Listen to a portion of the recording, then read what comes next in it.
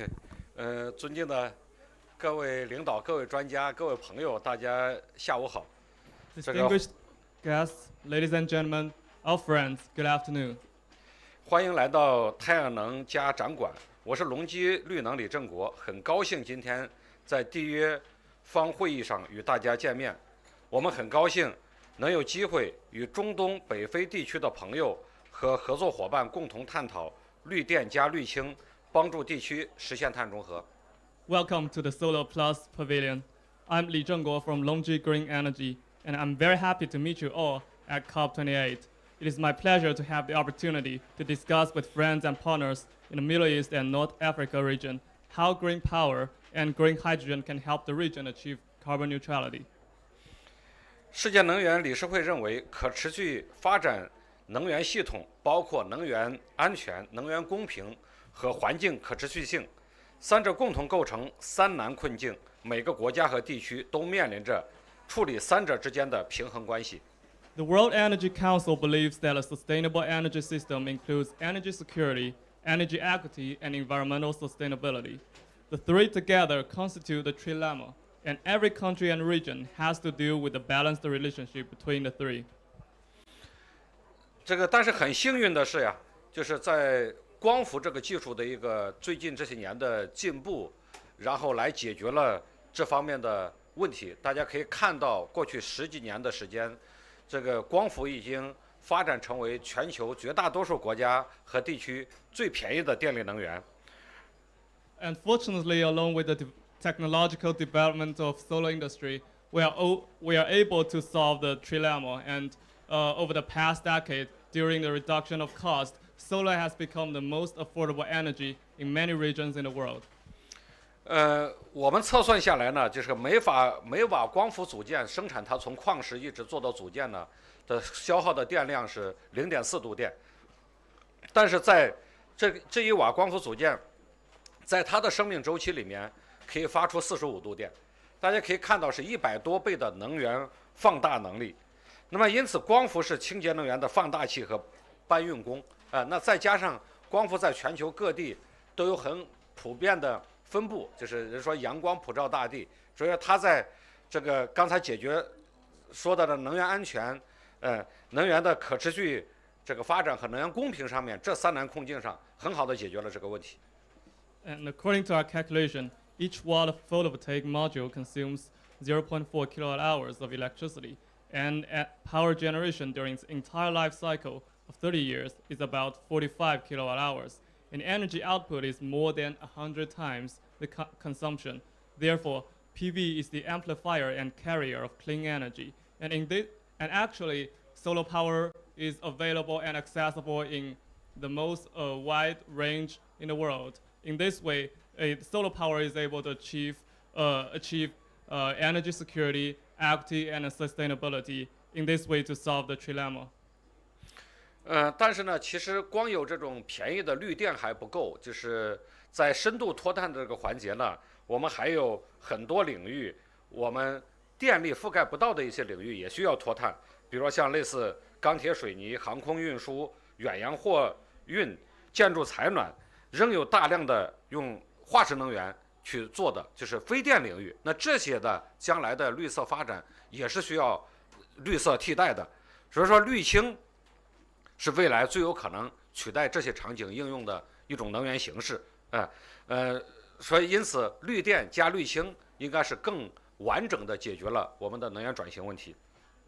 In addition to photovoltaic, we are thinking about how to decarbonize those sectors that are hard to abate, like steel, cement, air transportation, and shipping, building, heating, etc. And those sectors still use a large amount of fossil fuels, but we believe that green hydrogen is the most likely energy to replace those fossil fuels in these sectors. Therefore, we launched the LONGi hydrogen, and we believe that solar plus hydrogen will be the ultimate solution to those sectors. 今天隆基也已经是这个全球最大的这个制氢电解槽的一个供应商。那么2022年5月呢，隆基中标中国首个1万吨氯氢炼化这个示范项目。那么该项目于今年的8月份这个全面投产。那么今年的4月份呢，我们又中标中国最大的绿色合成氨项目。所以说，截止目前，LONGi已建成碱性水电解槽2.5吉瓦。In May 2022, LONGi won a bid for China's first 10,000-ton green hydrogen refining and chemical demonstration project. The project was fully put into operation on August of this year. And in April of this year, LONGi won a bid for China's largest green ammonia project. So far, LONGi has built an alkaline electrolyzer with an annual production capacity of 2.5 gigawatt, ranking the first in the world. 无论是在光伏制造环节，还是在这个氢能的这个装备制造环节，我们始终践行 Solar for Solar 的理念，探索以光伏制造，就是说用清洁能源制造清洁能源的这个理念。所以说在这个不仅仅是我们的这个要成为能源转型，为能源转型提供更好的这种光伏产品和电解槽，我们生产制造环节也要实现绿色的发展。Both in our solar and in our hydrogen business, we are implementing the solar for solar concept and to generate clean energy by clean energy. On the one hand, we will provide our cutting edge products and solutions to help decarbonize many regions in the world. And on the other hand, we will use as many green energy as possible in our own operation and manufacturing. 中东北非地区一方面自然环境恶劣，受气候影响较为严重；另外一方面呢，该地区为全球能源最丰富的清洁能源最丰富的地区，地下拥有最丰富的化石能源，地上受太阳光照富足，具有充沛的日照资源，同时该地区有一定的地理优势，可以发展成为可再生能源港口，向世界提供丰富的可再生能源。所以，发展该地区的可再生能源是关系地区经济、能源安全和社会福利的重要选择。The MENA region, on the one hand, severely affected by climate change. On the other hand, is the most energy-rich area in the world. It has the most abundant fossil fuel on the underground and abundant sunlight on the ground. Meanwhile, the area has certain geographical advantages that can develop into a global renewable energy hub. Therefore, developing regional renewable energy is an important choice related to regional economy, energy security, and social welfare. 所以，LONGi绿能认为，绿电加绿氢不仅是碳中和的必由之路，也是助力中东北非地区加速能源转型的必然选择。Therefore, LONGi believes that green power plus green hydrogen is not only the only way to carbon neutrality, but also an inevitable choice to help accelerate the energy transition in the MENA region. Thank you very much. Okay.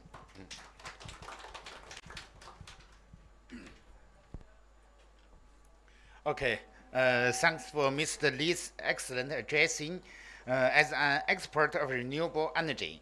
And we are so encouraged to the commitment of green power plus green hydrogen.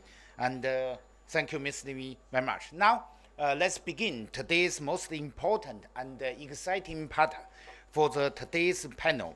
And welcome every expert and guest to join us. And please come to stage. And Dr. Abdullah, and Technical Affairs Head, Minister of Energy and Mineral, Oman Electricity Sector Representative, National Z0 Program, Oman Vision 2014. Doctor. And let us welcome Dr. Butt, Chief Technology Officer, Aqua Power, and Mr. Peng Gang, Vice President of Power China International, President of Power China and Middle East and North Africa, and Mr. James Jin, and President of LONGi, Middle East Utility, and Mr. Wei Zhou, Vice President of LONGi Hydrogen. And welcome everyone. And first of all, And I want to invite everyone briefly introduce yourself. Yeah. Starting from my side, or Yeah, from you, yeah, please. I'm Abdullah from Ministry of Energy and Minerals, Sultanate of Oman, as well representing the electricity sector in Oman in the Net Zero program in Oman 2040 vision. And most welcome. We are going to talk a little bit about Oman, but later on I will give some details there. Thank you and good afternoon. My name is Bart Bursmans. I'm the CTO of a Saudi company called Aqua Power. We're a fast-growing leading company in renewables, power generation, but also water desalination and green hydrogen. Good afternoon, everyone. Thanks very much for LONGi's invitation to participate this important event. And I'm Peng Gang from Power China International Group Limited. I'm the Vice President of Power China Group Limited and also the President of Power China MENA. And Power China, we have very close contact with Aqua and also LONGi, both in the MENA region, also in China as well. And Power China is the leading, very key player in the power industry. And Power China alone, we have constructed the general installed capacity of the solar power in China alone is around 140 gigawatt. And the wind power, the total installed capacity is around 120 gigawatt. And in MENA region, we also get dedicated, work closely with a different partner. The total installed capacity for solar power in MENA region, we have achieved around 9 gigawatt. And the wind power farm, which we have installed here in this region, around 5 gigawatt. So when you compare these two figures of MENA region and the one which we have done in China, you can see the capacity and the productivity Power China has not been fully used abroad. So I think we still have a great potentiality to work together with the world different developers and also the equipment provider. Thanks again for inviting me. Thank you. Thank you. And Mr. Jim. Yeah. Thank you. Good afternoon. My name is James. I'm responsible for the region of Middle East, Africa, and Central Asia. LONGi, I think maybe most of you are already fully aware, but I just want to highlight that LONGi last year our business scope from wafer, cell to module. So last year our shipments global-wise of wafer 85 gigawatts, which are 1/3 of the global market share. And for module, we shipped last year 47 gigawatts, which is almost 20% of the global market share. So thank you for coming and participate for the events. Thank you very much. Hello everyone, good afternoon. Very glad to see so many friends here this afternoon. My name is Zhou Wei. I'm the General Director of Manufacture and of Overseas Marketing for LONGi Hydrogen. And the LONGi Hydrogen now is focused on the alkaline technology, and we provide the large-scale hydrogen production equipment and the solutions for the couple with the green renewable power. Thanks. Okay, and welcome everyone. Today we have the topic green power and also green hygiene. So the last panel we will separate the two parts. The first topic we will discuss about green power. As we know, And the Middle East and North Africa is one of the richest in the world in terms of natural resources. And it holds more than 60% of the world's prevent oil reserves, and mostly located in the Gulf region. So here is also very good at our sunshine resources. It's very special place. And the availability of affordable gas and oil is hindering a rapid energy transition in this region. And of course, here is also a pioneer in the energy transition. First, I want to invite Dr. Abdaha. And in the past few years, we have seen the government of Oman focus on sustainability of the country and has made the tremendous strategy plan for developing green power, such as wind, solar, and also hydrogen. And why Oman focused in the renewable resources, although you have enough fossil fuel resources? Thank you for the question, and thank you also for the audience to be here. When we are talking about renewable energy and fossil fuel, people get confused why, especially in the GCC countries, we have fossil fuel and we are going to move to the renewable resources. There are many reasons, and we are part of the global and the part of the energy transition journey in the world. There are many reasons. One of the reasons, it's not only for Oman, since many countries has fossil fuel, whether natural gas or diesel or whatever is there. Oman is rich with the other renewable resources. For example, we have plenty of solar irradiance. We have high potential of wind resources. So we are trying to diversify our economy, trying to utilize both renewable energy resources plus with the fossil fuels. We are trying also to trying to create a clear energy mix roadmap for us for the next at least few years. Oman also has a clear strategic plans toward this movement, and we have clear targets toward. We expected that we are going to move at least 30% by 2030. We are going to get energy from the renewable resources, mostly the focus here in wind and solar for the time being.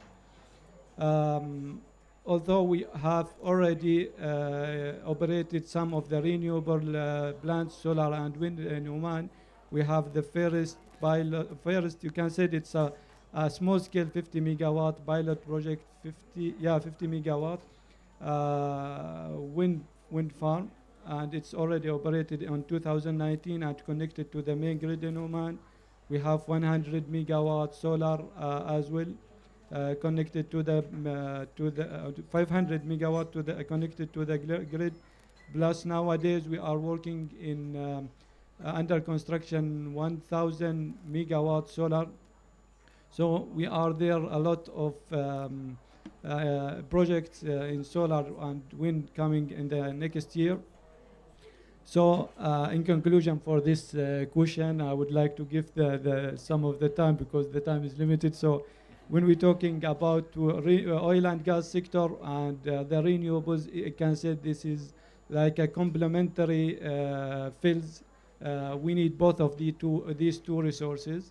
And even oil and gas is not only for producing, you can say, yeah, we produce oil, gas, but there are other derivatives could be used in manufacturing solar panels, manufacturing wind turbines. So there is these two sectors are complementing each other.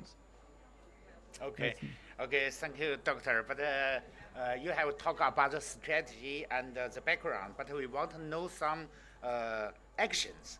What actions have been taken and in the renewable energy transition in Oman? And what do you think the government government face the challenge, and what do you have to do to address this challenge and resolve this problem? When we say challenges for any new technologies, yeah, there is challenges. There is advantages and disadvantages of these new technologies. Still, the wind and solar, especially resources that have intermittent nature, it's not stable, and the reliability of these two resources is not that enough to secure the supply, especially when you are talking about high demand and connected that to the main grid. This could be solved by using another resource or mixing using the hybrid resources or using the storage. As well, infrastructure. Sometimes the transmission or distribution system is far away from the solar or wind plant. This is one of the challenges, and it could be there is another huge investment in building the transmission and the distribution system. But in Oman, we have already solved this issue. For example, we have south and north grid. We have two grids, two main grids. Until today, it's separated, and where we have the high demand for it's on the north of Oman, and where we have the high potential of wind is in south of Oman. So already we completed the project for interconnected these two main systems. I guess within 2 weeks we are going to commissioning that transmission line 400 kV. So we are going to shift or transmit the renewable energy from south part of Oman to the north part of Oman. As when one of the challenges could be availability of the land for the solar and wind projects. For example, in Oman, we have vast lands that's unused, and the government also give incentives for the developers who is going to develop the project there. There is a land lease, but not that expensive. Sometimes the developers may be facing financial, you can say this is one of the challenges. Already we started talking about these initiatives and the green funding with local banks, and trying to get that with the low interest from the local banks. These are the main, I can say, the main challenges, whether it's economical challenges, whether it's technical challenges, since these are immature technologies. Okay, thank you, Doctor. And now I want to interview Dr. Bart. And we know Aqua is one of the biggest energy power around the Middle East, especially in green energy. And we want to know how Aqua Power is outline your strategy and plan on green power development in the Saudi Arabia and also Middle East and North Africa regions. Well, thank you for the question. We can only understand the plan of Aqua Power if we also look at the past of Aqua Power. And we actually started in water desalination. And we changed the entire sector of water desalination by introducing new technologies, which were much more energy efficient. So already at that time, the focus was on sustainable energy, reducing energy needs, reducing greenhouse gas emissions, driving down the cost, making the supply affordable, and of course making it reliable. So we went very easily from water desalination into electricity production, because you need electricity for water plants, and once in electricity production, using the same ideas, introducing new technologies, deploying very large-scale projects, and working very intensively with the supply chain to optimize projects. It was very natural for us to go into renewables. Currently, we have a total installed generation capacity of 54 gigawatt. A little bit more than half of that is renewables. across different technologies. We are in solar CSP, we are in wind, we are in solar PV, of course. And looking forward, the pipeline, if I may call it that way, the list of projects we are working on and which we will implement, will add more than 100 gigawatt in power generation capacity by 2030. The size of the company will be 3 times as big by then, if we succeed in doing all this. And the main addition of capacity will be in renewables. The large part of the 100 gigawatt will be renewables. It will be in the countries in which we operate. We're of course, Saudi Arabia is an important market for us. We're in other countries in the Middle East. We are in Central Asia. We are in African countries. We're in Southeast Asia. And we even have development projects with trusted partners, important partners in China. So that means, and let me maybe emphasize the importance of Saudi Arabia, because you may know that the country has an ambitious program to develop renewables. We have a mandate to execute together with PIF a significant part of it, 70% of it. And the country is well on its way to move to 50% renewables, 50% gas for power generation by 2030. So that's an important challenge. The good thing is that it doesn't always have to go through tender processes, that we can look at it in a programmed way, because tender processes take some time sometimes. And so a programmed approach where you really plan the capacity additions, still making sure that the cost is optimized, is actually a good way to deploy at scale and at pace. And that is really what we need, not as a company, that's what we need as the world. We have the solutions, we need to deploy them at scale and at pace. Okay, thank you. And we see the number is really good, ambitious. And we want to discuss some details. And 2 keywords. One is innovation. And what do you think the innovative technology applications in the green power change process? And also we want to know another word is collaboration. And what kind of action has Aqua Power taken on the collaboration with the top leader of technical players in the industry, for example, LONGi? It's the extremely important point, and I fully agree with what you say. Innovation, collaboration are important, critically important. The way I see it, the way we see it, the entire energy transition is driven by technology development. The entire energy transition is possible because there has been very impressive technology development in several key technologies, bringing the cost to a level where now, for the first time in history, we can actually have and clean and reliable and affordable energy. I remember in the past when I started in renewables more than 20 years ago, 25 years ago, you had to choose.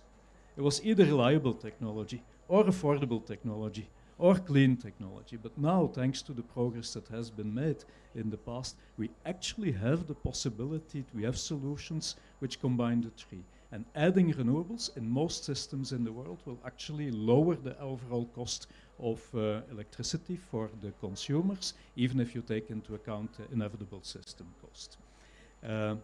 Now, that is only possible through innovation in the past. Does that mean that there's no innovation needed in the future? Not at all.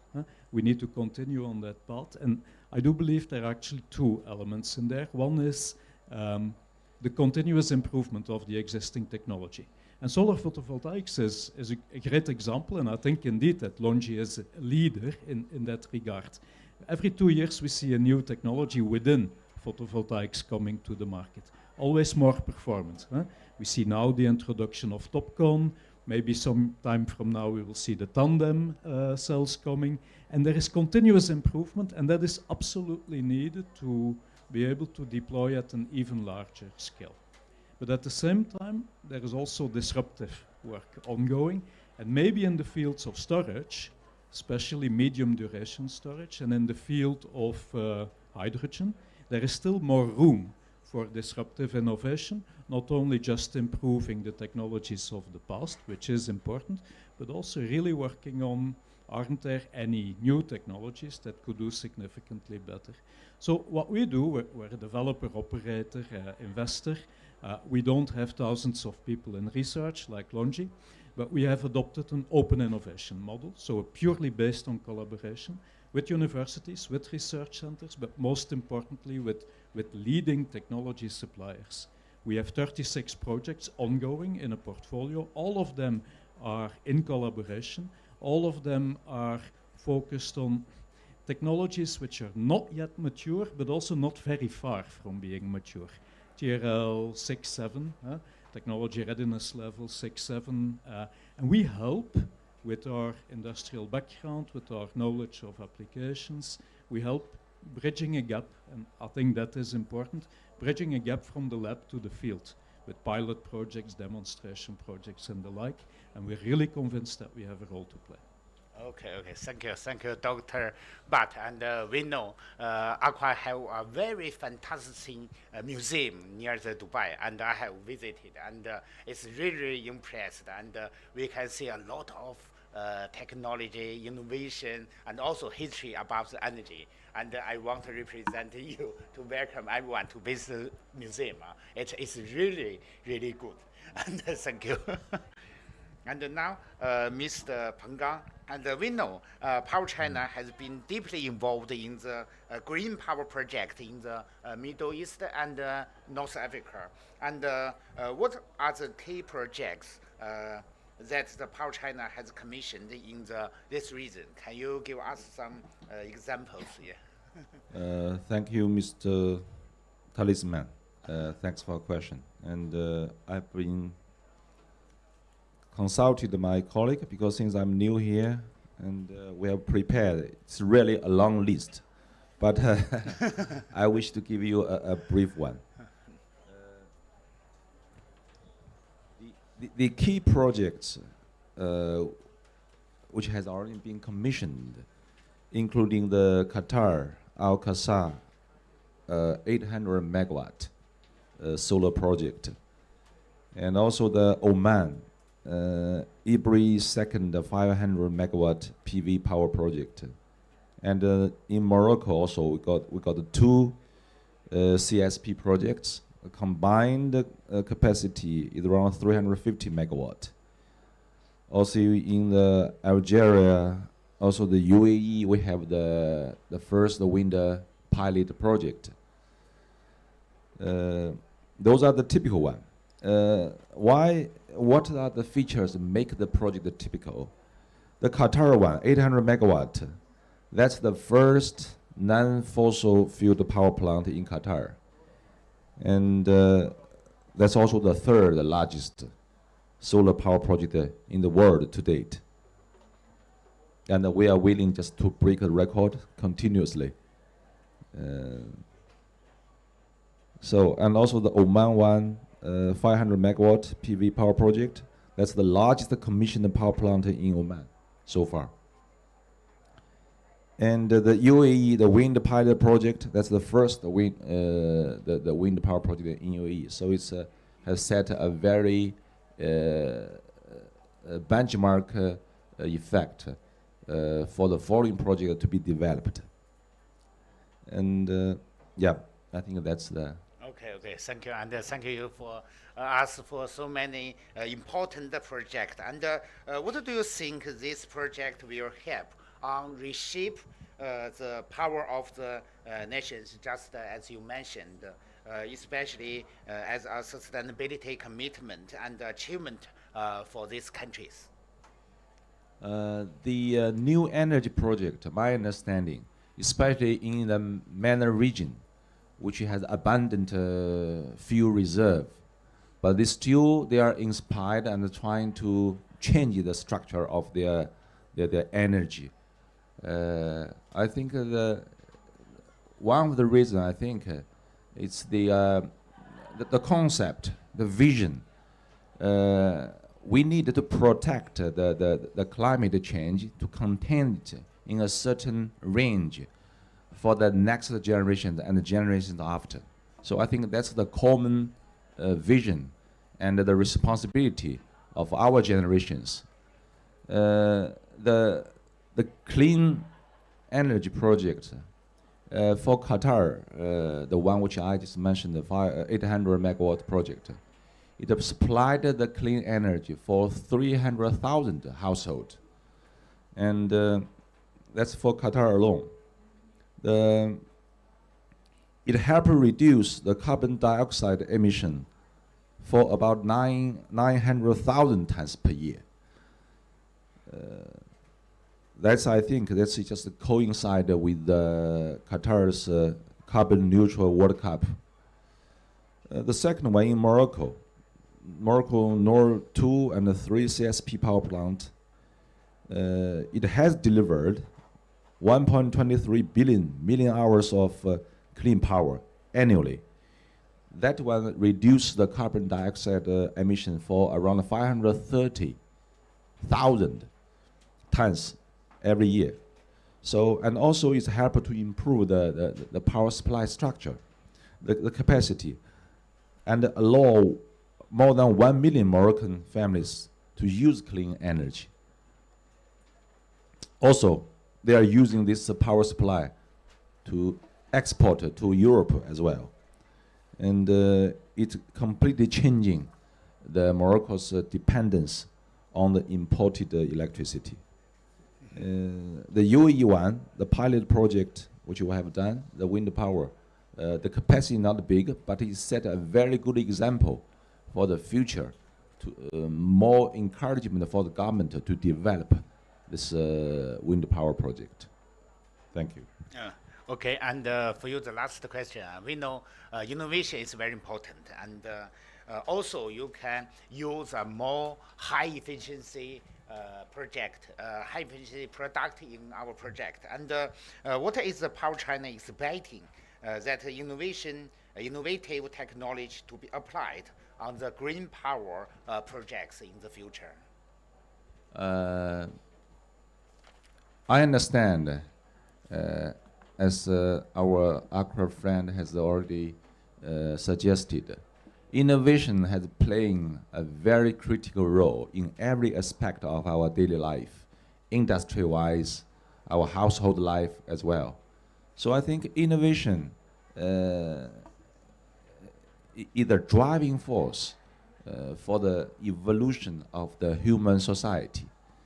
And Power China, not only, the strength of Power China is not only in the EPC contracting, but we know we are good at that. But in addition to that, we're trying to be involved in the technology research and development.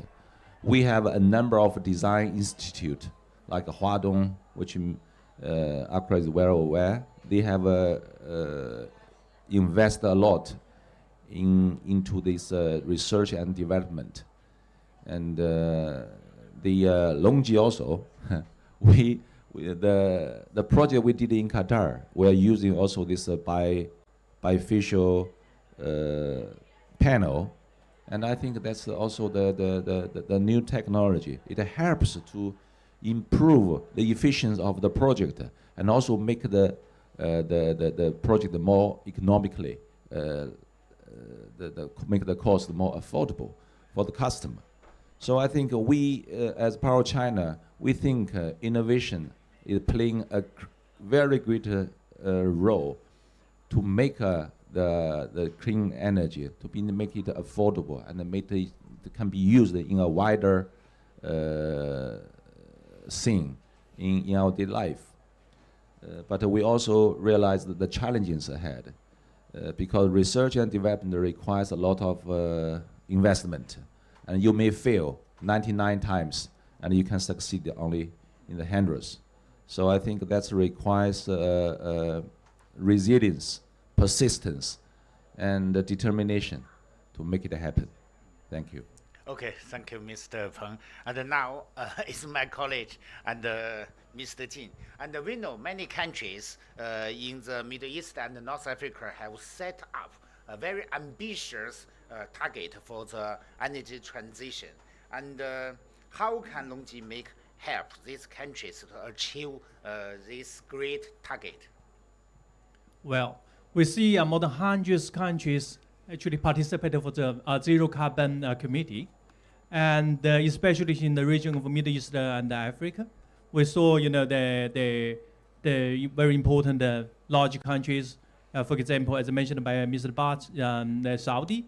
The ambition by 2030 will be reach 50% of the renewable energy with the total consumption of the energy, which is 58.7 gigawatts by 2030. So, and also the other countries, including Egypt and Morocco, Oman, as well as South Africa, Uzbekistan, all those kind of key countries have their own ambition to get a renewable energy as a key national transition strategy, right? So we are team up with our key partner, including Aqua Power and also the Power China, to participate with the key projects over there. For example, in Saudi, we participate with the Red Sea as well as upcoming new projects with Aqua Power. And also mentioned by Mr. Pen from Power China that we team up together to support and supply for the Qatar 800 megawatts project to support for the water cap, which happened last year, right? So we definitely are supporting with the transformation of the renewable energy. And on the other hand, we saw the big potential from the green hydrogen. So, like especially for the Middle East and North Africa, the country actually to generate for this renewable power is not only for their own consumption, but also to supply and transport it to the neighbor countries to support with the new neighbor unions, for example, Europe, Africa, and India, Pakistan, etc., etc. So that's why, LONGi we can provide for the, comprehensive solution for both green electricity as well as the green hydrogen. Right. So this, the ambition is here, and we are, as a largest new energy supplier, we're willing to support more with national strategy transformation for the renewables. Okay, thank you. And as we know, the Middle East area have plenty sunshine every year, almost more than 2,000 hours every year. And so do you think in these areas, and the innovation is still very important? And how can this innovation help on the green power development in the Middle East and also North Africa regions? Right. I think innovation is the DNA of LONGi. We strongly invest for the R&D and the innovation in the past years. Just to give you a number of last year, we invested $1 billion for R&D spending. And this take about 6% of our total revenue for R&D, which is the highest in this industry. Right. And thanks for this investment, we generate a lot of very good, what do we call it? Just to give you an example. Last December, we announced our HJT cell efficiency 26.81%, which is the new world record of the silicon technology. And just last month, we announced another tandem technology with a 33.9%, which is also the new technology get the highest cell efficiency in the world. So all those kind of investments and all the innovation bring the together the more lowest LCE to contribute to the region. In the meanwhile, we also team up with our partner in the region to participate, particularly to develop something specifically for the region. For example, we set up our joint lab with the cost in Saudi.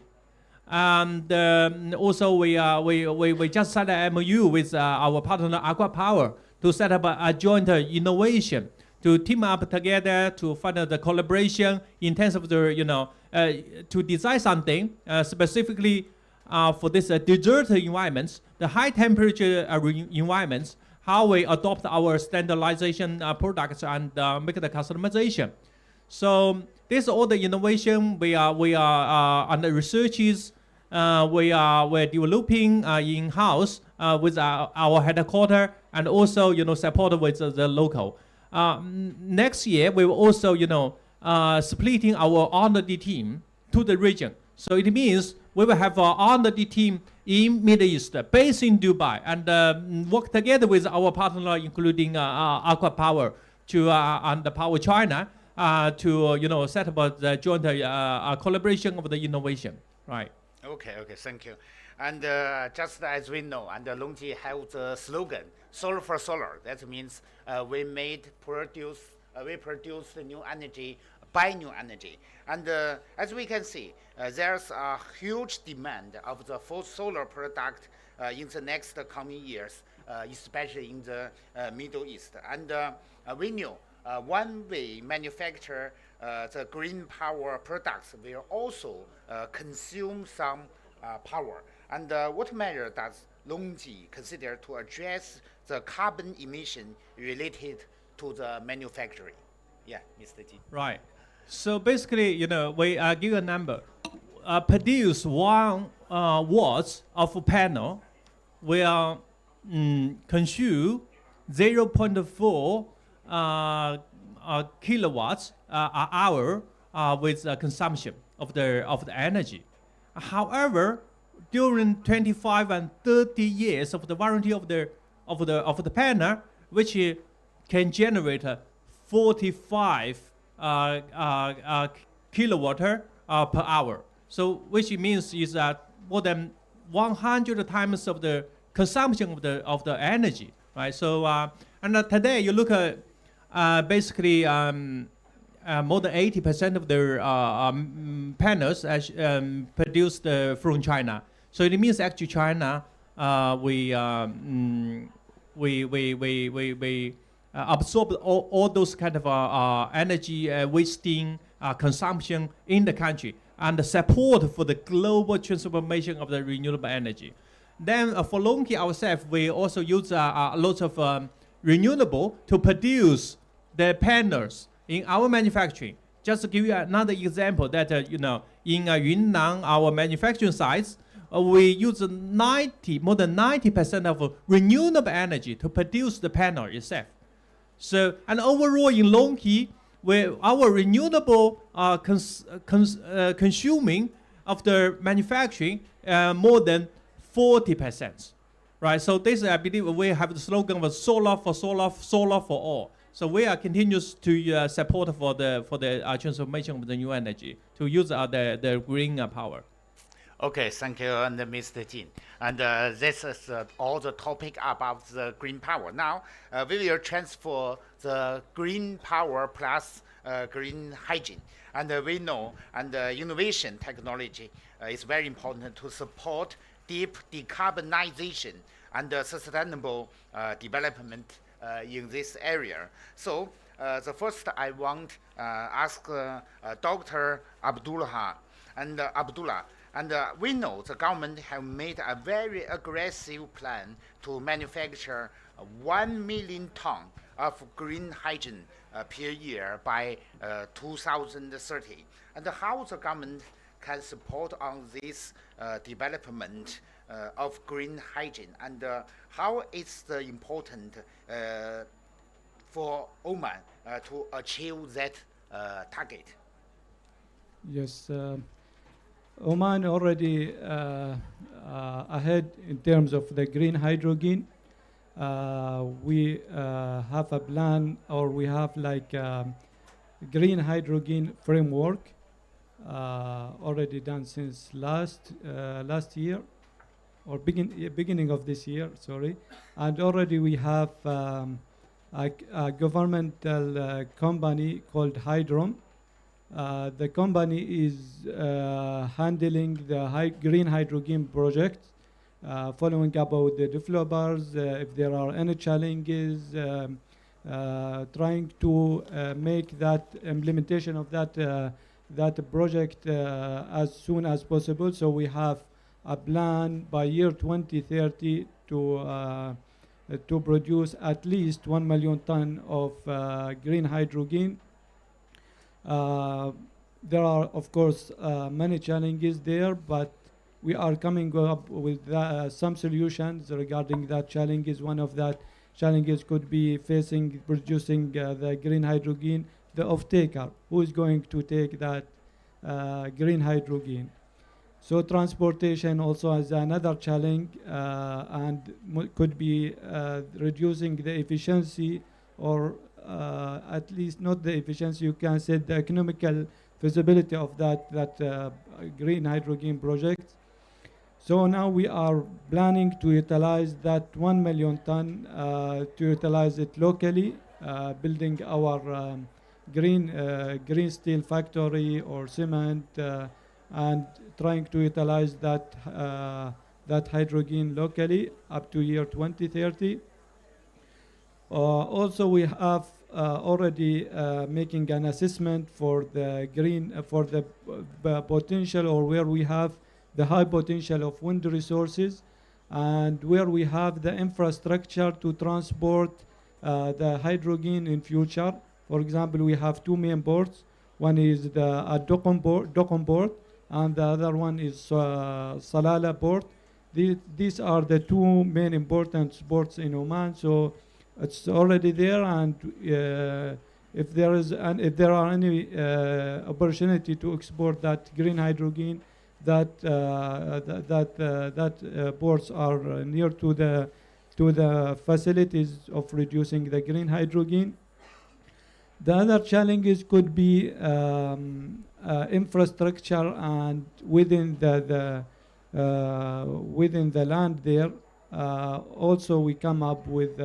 We are working now in a framework, and we have one company called OQ Gas Network is going to handling building the infrastructure for the green hydrogen, and it to take care about developing that infrastructure.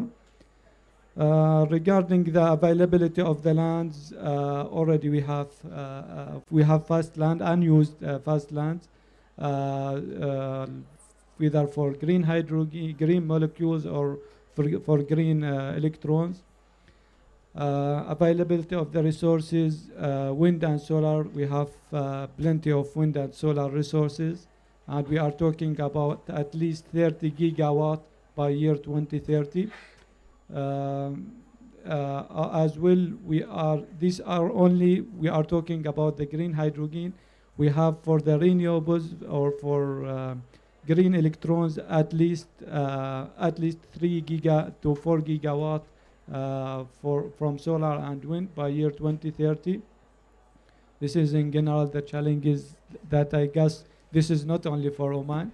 This is immature technology, and I think all of the one who is thinking about the green hydrogen is going to face such challenges, but hopefully we are with the international collaboration, with the research and development is going on in this field. We are going to come up and move from challenges, and we can say moving that challenges to and creating a new opportunities in this field. Okay, and thank you. And as we know, and the innovation is very important in the energy transmission. And as we know, the PV industry's product has reduced around 90% since last 10 years. But now for the hydrogen, it's more expensive. It's not cheap enough.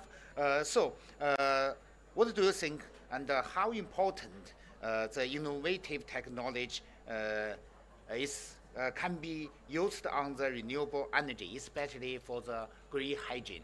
And what do you expect from the solution provider, just like LONGi? And what do you think we can play the role in supporting for the transmission? Yeah. Thank you. We expected a lot from LONGi, a lot of solutions. as these new technologies, I guess there are financial, we need financial solutions, we need technology solution, we need policy and regulatory solutions, as well awareness and public, or we can say public awareness solutions we need.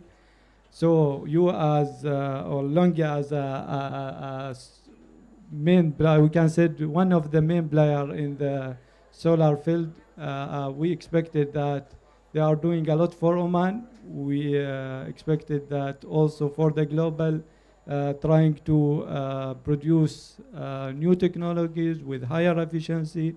I noticed that you have solar panels with efficiency up to 26 point something. So this is a good thing. We expected by soon we will get at least 30 something from from LONGi. As well, from LONGi, we expected that more collaboration in this field, research, supporting research, development, innovation, not only within LONGi, and you can say it within your partner or within the countries as well, international cooperation. This is what I expected from LONGi, and I think LONGi can do a lot in the next few years. Okay, thank you, and we will do our best. And now I want to interview Mr. Bud. As the world-leading renewable developer and also investment party, and how can Aqua Power is outlined your hydrogen maps in the Middle East and also out the Middle East? Well, we do see green hydrogen as the natural extension of renewables. When you're good in renewables, you're bound to be good in green hydrogen. And that is simply because a green hydrogen project, more than half of it, more than half of the cost, is actually a big renewables project. More than half of the cost of the kilogram of hydrogen coming out of the electrolyzers in the plant is actually the levelized cost of electricity you put into the electrolyzers. We think about electrolyzers, and the process part is important, but this is a big renewables plant. More than half of the capex goes to wind and PV and batteries and grid. So for us it's very important to build on this very good position we've been able to develop in renewables, and that is true for the company, but it's also true for regions and for countries. Regions who have a very good renewables potential, by extension, have a very good potential for green hydrogen, and then if export facilities are feasible, then you can supply low-cost green hydrogen to a global market. We talk about green hydrogen, maybe we export it as green ammonia or another carrier, doesn't matter. In essence, it is a green molecule that can be used downstream. So you know that, you may know that in Saudi, we are actually building, together with our partners Neon and Air Products, we're actually building a large green hydrogen facility. It's not a project on paper, it's a project in execution. Civil works are ongoing, fabrication of the electrolyzers is ongoing, wind turbines are arriving on site, fabrication of modules, everything is ongoing. It's a project in execution. It is 250,000 tons of green hydrogen per year will be the output. So that means, to put it in perspective, 2,200 megawatts of electrolyzers and 4,000 megawatts of renewable energy feeding into it. In itself, it's a huge renewable energy project, if you look at it this way, with wind and PV, because you want to combine the two to have the best loading of your electrolyzers. So we're learning a lot from this, and our vision is very clear. We want to build on this experience to improve and expand. And the improvement, of course, the first project is not the best possible. There are a lot of learnings. The second one will be better. But also expansion. There's much more room. There is a lot of room in Saudi. There's a lot of room in other countries in the region. There's a lot of room in Northern Africa. There are other places in the world that could be well positioned. I just want to make one point on which countries are the best positioned. It's not only about how much sun you have and how much wind you have. You also need land. You need very good financing conditions because this is extremely capital intensive. And you need the facilities and the infrastructure and the contractors and the workforce to build these. These are not mega projects, these are giga projects. They are exceptionally large. So you have to look at all these points, and if you look at this, there are countries. In fact, the oil exporting countries are well positioned because a lot of the contractors and infrastructure is already there. So we really see this as a new, very important development, and we think indeed that the Middle East, Saudi, but also other countries in the Middle East and North Africa will take a very large share of the market, of the global market. Okay, thank you. And we know as LONGi, and we have the vision and also insight for the future energy transmission and green power plus green hydrogen. And we think it's very important. And so regarding the innovative technology applied to the development of green power plus green hydrogen, what is expected from the leading development country, just like Aqua? What do you expect here? Yeah, I think it's very easy. We're only at the beginning right now. We are in green hydrogen now where solar PV was 20 years ago. So if you see what solar PV has done in terms of technology improvement and cost reduction, it also gives an indication of what is still possible. And it's all about not the cost of the electrolyzer, it's about the efficiency of the electrolyzer and maybe the lifetime of the electrolyzer, because the efficiency has a leverage effect. The more efficient your electrolyzer, the less wind turbines and PV you need, and the lower the total EPC cost and everything. But it has a leverage effect. So we are actually quite happy to see LONGi stepping in, because the kind of research experience that has been useful to optimize year after year solar modules, we see that it will bring the same kind of value for electrolyzers. It's about improving the coatings, it's about improving the materials, it's about improving fabrication processes. So we expect actually a lot, and that's also why I think we can say it here. For our first project outside of Saudi and Uzbekistan, we have selected LONGi as the supplier of the electrolyzer. It starts at small scale, but the potential is there to make it much larger. So that's important. Then, of course, there is the integration, because electrolyzers have to work with wind and solar. That means intermittent. That means they must be able to ramp up and ramp down. And also there are still some challenges. We can optimize that kind of integration, but I'm sure that looking forward, there is a very, very significant room for improvement. We don't have to wait for this. We need to deploy now and improve while we go. That's the same thing what happened with renewables in the past decades, and we have to implement basically the same for green hydrogen. Keep in mind, in our view, there is no full decarbonization without hydrogen. Electricity goes a very, very long way. Very long way. You can do a lot with electricity, but there always will remain some hard-to-abate applications where you need green molecules.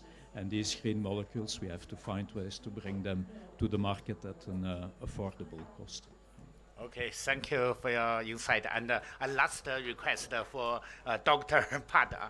Dr. Bart, because we are now for the live stream, and there's around 100,000 audience now online in China.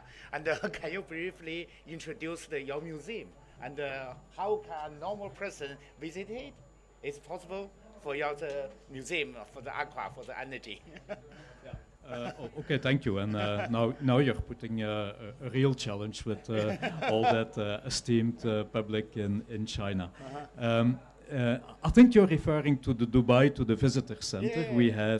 We're actually very proud, and we have inaugurated a few days ago one important element of the large solar park which has been built in Dubai, which has many parts. Most of the parts are solar PV, but there is one part, 700 megawatt, which is actually a concentrated solar power plant. We just inaugurated it. There's an interesting visitor center indeed. And if you don't come all 100,000 at the same time, we should be able to find ways. It is made as a visitor center. It tells a bit the story of sustainable energy in this part of the world, and we would be happy to welcome visitors. Okay, thank you, Dr. Bat. And now, please, our Mr. Peng. And what is the role of the green hydrogen in your region strategy layout? And what are the difficulties and the challenges for the Power China will be met in the regional demand on the green power plus green hydrogen? Thanks for the question. The hydrogen, I think, is represents a tendency of the new energy. So I think it's a new subject, but it attracts a great attention from all nations, and a lot of research institute and the laboratory get involved. LONGi, I think, is also one of them.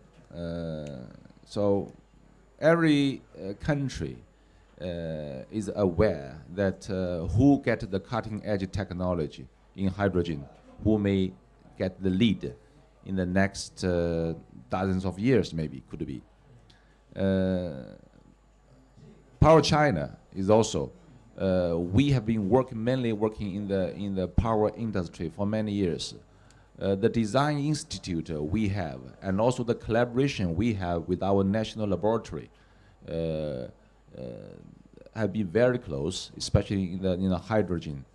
We have already established one sector specifically looking after this hydrogen development. As you mentioned just now, that we have taken the breakthrough and bring down the cost for the solar power for the past 10 years. And we know every step made forward are so difficult before. But with the same determination, we can achieve also in the hydrogen. The substantial step we can make, or the move we can make, is to try to get involved working in the demonstration project. And for all the new ideas must be tested. No matter how small the steps you made in one project, it is counts for the future development.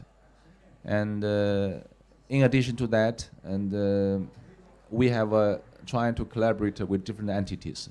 Tonight in the Chinese pavilion, the side event, Power China is going to enter an agreement with Huawei technology and also hydrogen technology company. We are going to make a joint announcement to form an alliance to work together closely, try to make a breakthrough in the hydrogen technology. The second part about the difficulties and challenges, I think I addressed this a little bit earlier. I think the cost, the uncertainty, I think that's one of the main risks. But I think as a responsible company, or a company have a long vision in this industry, in energy, once you have decided this is the right direction, I think the cost is another consideration. You must start your first step. So the challenge is there, but I think the competition are there.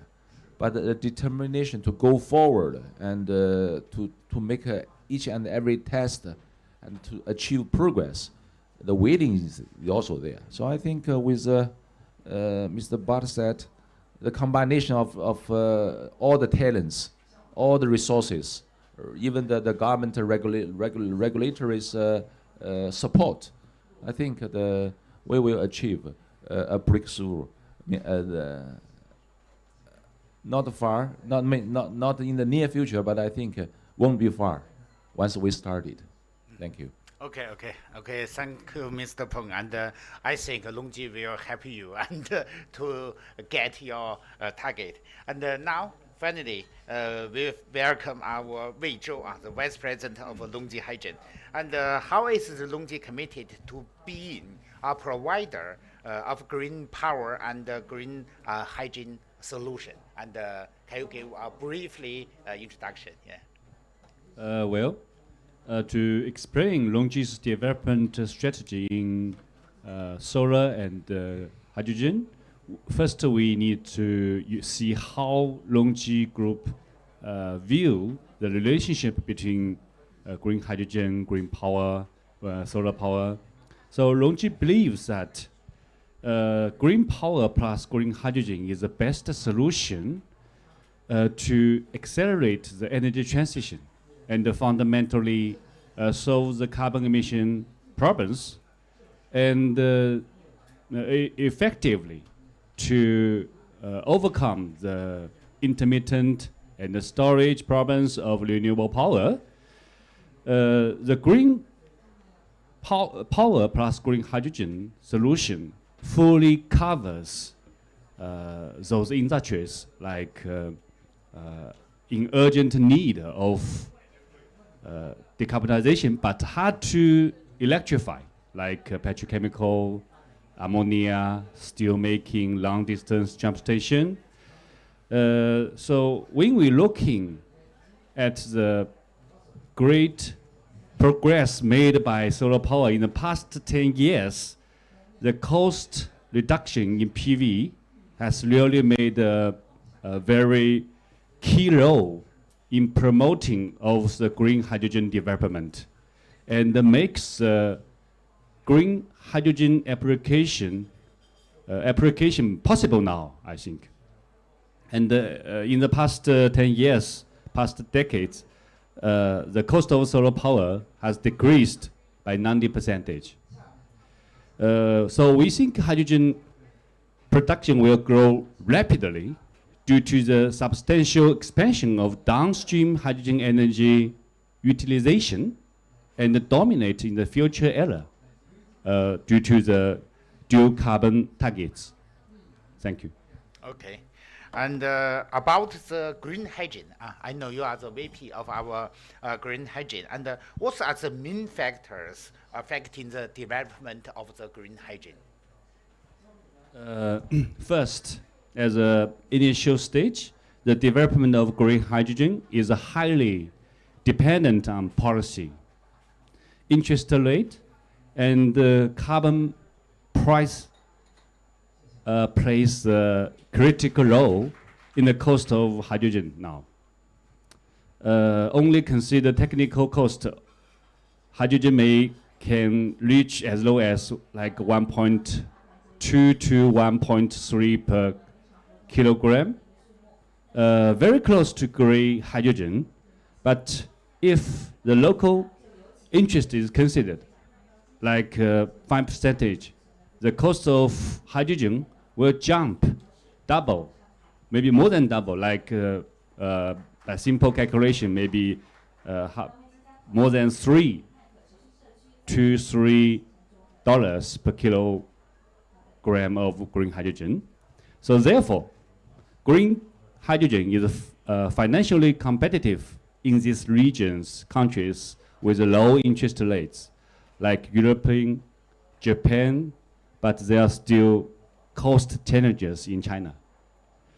Considering the stable and the low interest rate in KSA and Oman and these countries, we think the cost is these areas the cost is lower than China now. And the second, let's see the carbon price. Compared to green hydrogen production, green hydrogen save around 10 kilogram CO2 per kilogram of green hydrogen. Carbon price now in Europe is about $80 to $100 each ton. It means extra income or cost reduction of about $1 per kilogram of green hydrogen. So it makes green hydrogen more competitive. Therefore, green hydrogen has an absolute economical advantage in regions such as European Union with lower interest rates and high carbon prices. And number three, let's see the cost of green energy. Generally, it is possible to realize $2.8 per kilogram hydrogen on the production side. Price of green electricity contributes by 70% of the cost of green hydrogen, and in the Middle East, it is very competitive. According to the recent price, DIWA, the sixth phase, the price of solar power is only 1.6 cents per kilowatt hour. So it means we can achieve the lower LCOH about $1.5 per kilogram hydrogen. So we believe that the price of green hydrogen will go down faster and continuously, which will encourage the consumption of green hydrogen and encourage the development of green hydrogen as a clear destination of all main players in the future. The fourth, the infrastructure to enable green molecule storage and the transport. The Middle East is primed to lead the global green hydrogen market now. Not only does it possess the best solar energy and the potential for scalable production of green hydrogen, but also its worldwide exportation to satisfy burgeoning the very growing global demand. Solar energy potential in this region can make it a renewable energy export hub of green electrons and green molecules. Yeah. Okay, thank you. And as we know, just like Mr. Li Zhengguo, our president, and also Mr. Tunner from ETC have predict the demand in the future for the green hydrogen. And they think in the 2050, every year's demand for the green hydrogen will be 1 billion tons. So it's a very great market and the demand. And so, Mr. Zhou, and what is the LONGi use our innovation technology for the development of green hydrogen and also for our green hydrogen equipment? As a solar PV company, entering the hydrogen industry requires strategy changes. In 2018, LONGi began to conduct a strategy research into the hydrogen value chain. And on March 31st, 2021, we officially established LONGi Hydrogen Energy Technology Company, and our first hydrogen production equipment manufacture plant in Wuxi, China. The production capacity now is 2.5 gigawatt according to the market demand. As Mr. James introduced just now, LONGi Group invests a lot, 5 to 7% of annual revenues in R&D. It's a big amount, like 1 billion last year. So as a renewable energy industry leader, we will continue to invest in R&D, increase efficiency and reduce the cost, not only PV, solar PV, but also green hydrogen production. LONGi Hydrogen has gradually established technology, operation, and marketing teams with experience in large-scale hydrogen production equipment manufacturing and operation management. In addition, we have developed a 5-year developing strategy for the hydrogen business and are committed to accelerating the global transition to clean energy. I think LONGi Hydrogen provides standardized green hydrogen solutions and technical expertise. The large-scale alkaline water electrolysis hydrogen production system produced by LONGi Hydrogen is based on safety, reliability, and visionary leadership. Okay, thank you everyone. And I think I want the last question for everyone. Can everyone use a sentence to say your insight for the energy future or for the something special for the energy transition? And from Mr. Zhou, everyone, one sentence. For real zero emission, the very high level goal, I believe, and LONGi Hydrogen believes, green power, green solar plus green hydrogen is the best solution. It's advertising. Okay, and Mr. Jin. I think innovation is a key difference of LONGi to contribute with zero carbon emission.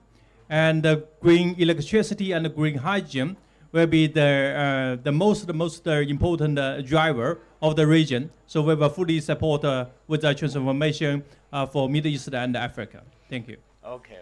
And Mr. Feng.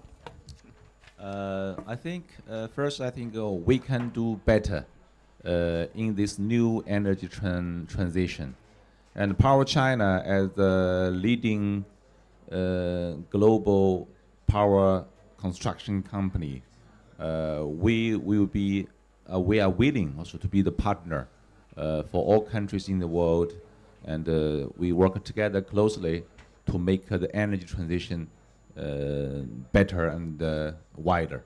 Okay. Thank you. And thank you. And Dr. Bat, yeah.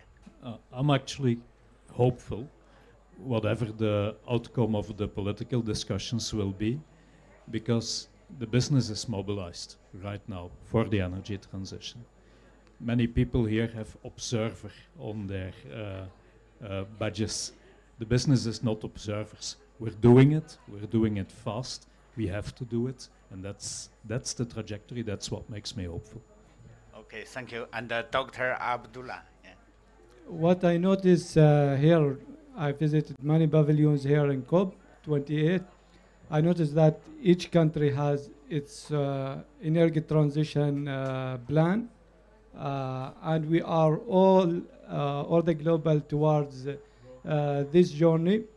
So what I think for time being is we needing a joint efforts between the public sector, between the industry, between the academia, to move forward faster toward this journey, and trying to utilize as much as we can from the renewable resources, enhancing as well the technology.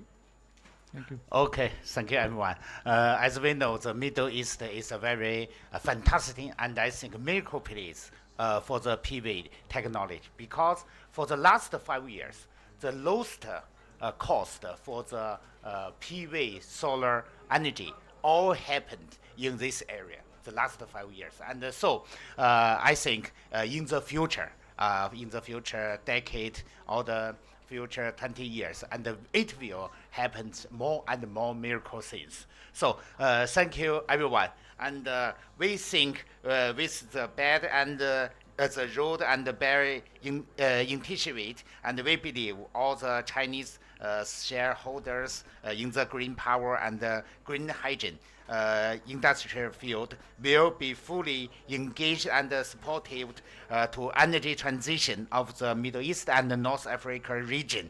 And we are ready. And thank you everyone. And let's have a picture, yeah.